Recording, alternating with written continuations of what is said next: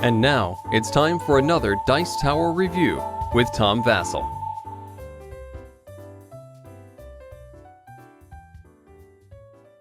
One of my favorite games easily is Memoir 44.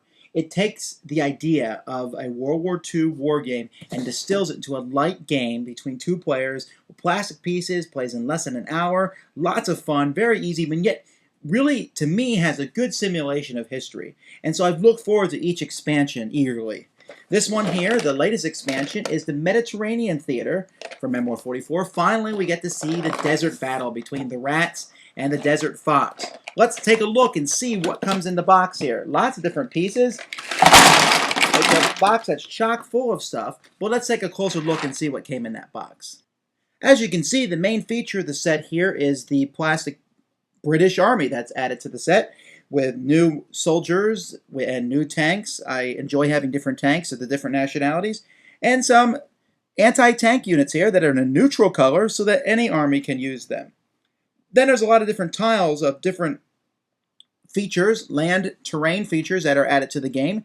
You might notice that none of these are exactly brand new. There's a few that we've seen before, and the sand dunes, I guess, are new. But other than that, it's roads and jungle. But what's different here is that it has the sand background so that if you use it with the sand board, it all fits together. Remember this board, the desert winter board that came out a long time ago? Well, now we're actually going to be able to see some of the desert scenarios. See how the terrain looks there?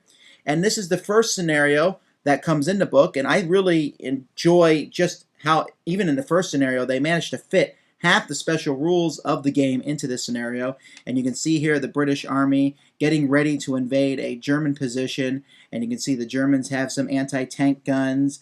There are some exit points, those are added, and there's some Italian units on the board. Italy has its own rules in this game also.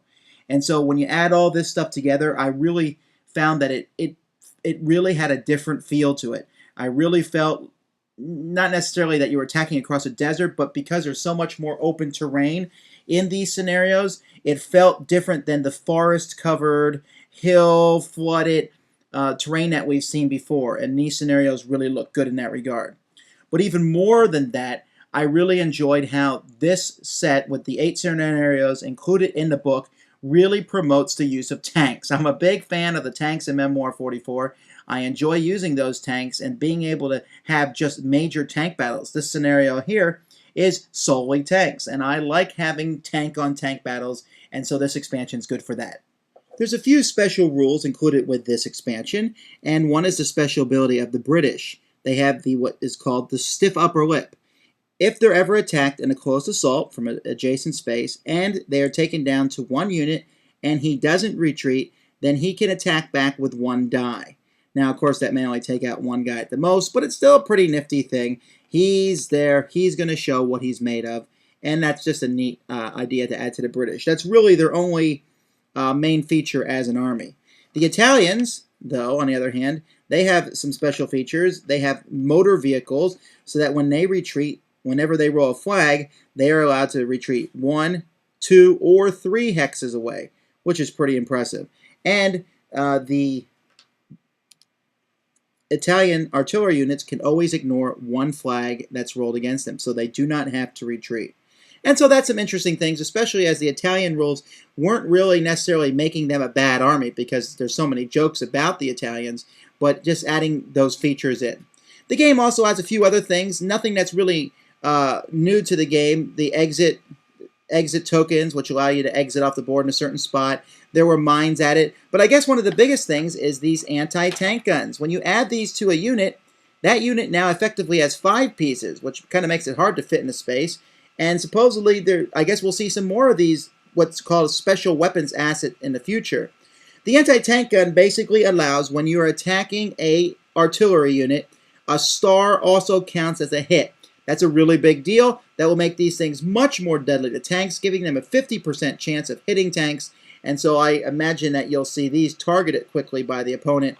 And it's pretty neat, and I'm glad that they used the bazooka model to add that in.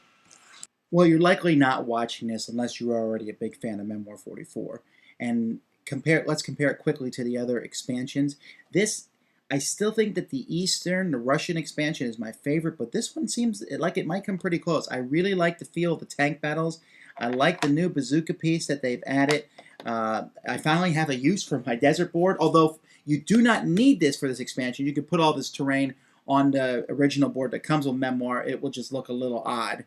And so completists are going to want the desert board. But overall, it's really neat. The scenarios are very well done. All 8 of them are just fascinating and fun to play, and I really wish there was more. But of course there is. You can go on the internet and download more of them. But for now, this expansion, as the rest of Memoir so far, gets a big thumbs up from me. Thanks for joining us today.